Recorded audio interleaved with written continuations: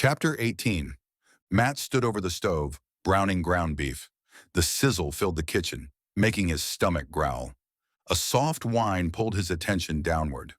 Daisy sat at his feet, her German shepherd eyes following his every move with disciplined patience. Her tail thumped once against the floor when he looked at her. "Not yet, girl," he murmured. But they both knew the truth. Sooner or later, some rogue morsel would hit the floor, and Daisy would be there, ready. This weekend was Jen's turn with Daisy, a thought that soured his mood further. Unbelievably, the judge had ordered them to share custody at the temporary hearing. Matt had bought Daisy as a puppy. Matt had trained her and walked her at 5 in the morning before his shifts. Yet as his lawyer had explained, she was community property, purchased during the marriage.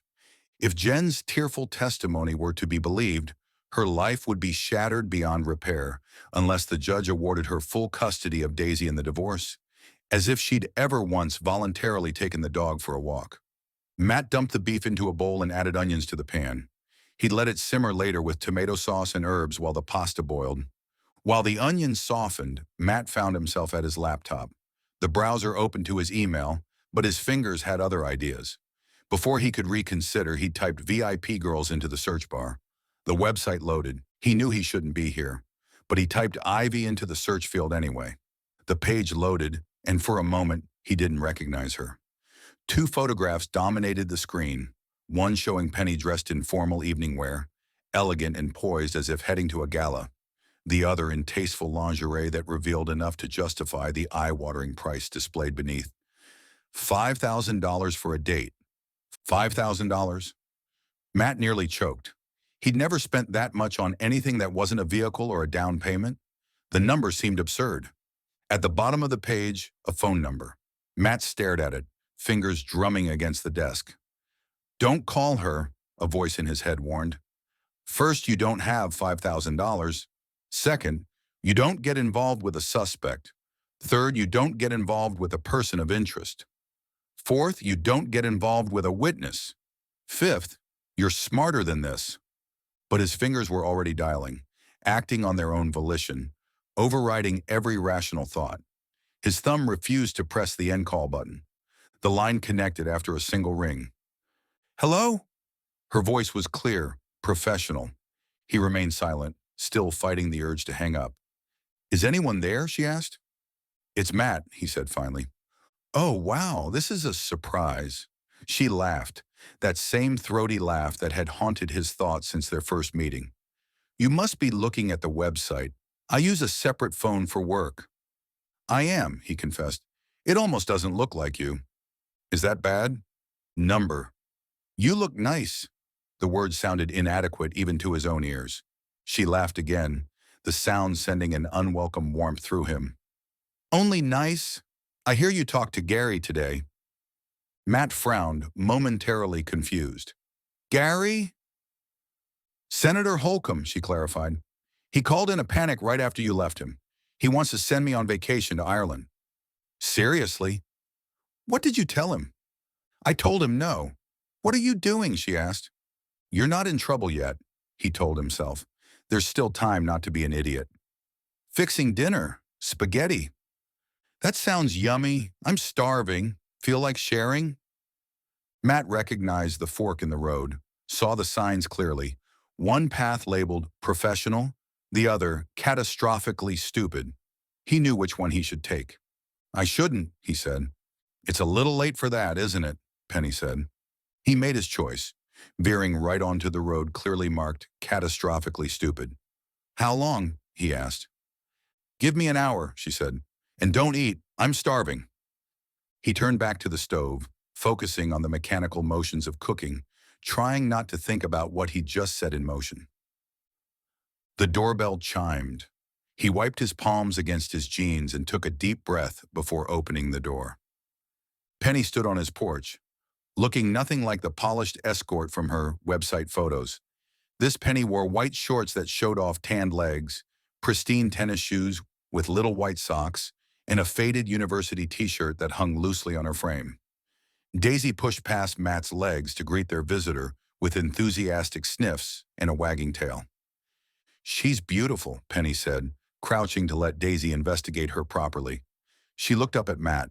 "She looks happy to see me, but you look terrified." Matt leaned against the doorframe, trying for casual and missing by a mile. "I'm being stupid." Before he could retreat into awkwardness, Penny straightened, stepped forward, and gave him a hug and a kiss. She stepped back. "Is that better?" "A little," he admitted, smiling. "It smells wonderful," she said, following Daisy into the house. "You didn't eat, did you? I warn you, I'm a big eater." "What are you drinking?" he asked. "With spaghetti? Do you have red wine?" "I'll open a bottle," he said, turning toward the cabinet where he kept his small collection of alcohol. Penny took a seat at the kitchen table, immediately reaching for Daisy, who'd followed her like a loyal shadow. She scratched behind the dog's ears until Daisy's eyes drifted closed in bliss. Matt watched, surprised. Daisy wasn't usually this quick to trust. Jen only touched the dog when she needed to look good in court. "I'll drink whatever you normally drink," Penny said. Matt hesitated, hand hovering between bottles. "You won't like it," he warned.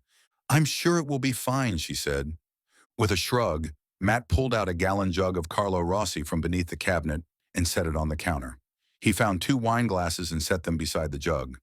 Penny's head swiveled at the sound, her eyes widening comically as they landed on the enormous bottle. "That's wine?" she asked. "Burgundy, my favorite," Matt replied, unable to suppress his grin. "Good stuff." Penny arched an eyebrow. "I didn't know they sold wine in bottles that big." "Come try it," he said, pouring a modest amount into one of the glasses. She rose and crossed to him, taking the glass from his hand. Their fingers brushed, a momentary contact that he felt all the way up his arm. She raised the glass to her lips and took a tentative sip. Her face contorted in horror. "Oh God, Matt, that's not wine," she sputtered. "Shall we try something else?" he asked, laughing. "Anything else?" She set the glass down on the countertop, holding it between her thumb and forefinger as if it contained toxic waste. "You really drink that stuff?" "All the time. It's an acquired taste, like scotch." He retrieved another bottle from under the counter, a modestly priced Cabernet he kept for company, though he rarely had any. "I'll do it," Penny said, grabbing the bottle with mock urgency. She opened it smoothly with the corkscrew he passed her. 10 minutes later, they sat across from each other, plates steaming. Matt found himself watching her eat instead of focusing on his own food. She noticed him watching and set down her fork, a faint blush coloring her cheeks. "I warned you. I'm a big eater, and this is really good." "There's plenty," he said, oddly pleased by her appetite. Penny changed the subject. "You know about my family. What about yours?" "I have 6 brothers and sisters, all highly accomplished, except the youngest, and it looks like he's following me to the dark side." "I've always wanted brothers and sisters," she said, a wistful note entering her voice. "Trust me, they're overrated." He glanced at her empty plate. "Why don't you relax while I clean up?" "I'll help," Penny insisted, rising and gathering their plates before he could protest. Matt cleared the rest of the table and followed her into the kitchen. An unbidden image from the video flashed through his mind. Penny naked, being turned to display her body, and he felt a wave of shame wash over him. He forced the thought away, angry at himself for even allowing it to surface. "Can I ask you a question?" he said, needing to break the spiral of his thoughts. She turned at the sink to face him, water dripping from her hands. Something in her expression suggested she'd been waiting for this. "How long have I been escorting?" The directness caught him off guard. "Yes," he admitted. "I started when I turned 18, she said. "Why?" "For the money?" She passed him a wet plate, their fingers brushing again. Working together, they made quick work of the dishes. Matt kept reminding himself that she was a witness in his case at minimum, that he should thank her for dinner and send her on her way. The road labeled catastrophically stupid had no exits. When they finished, Penny dried her hands on a dish towel and reached into her pocket. She pulled out a set of car keys and handed them to him. "What are these for?" he asked, confused. "I brought my overnight bag," she said, looking directly into his eyes with a frankness that made his breath catch. "It's in my car.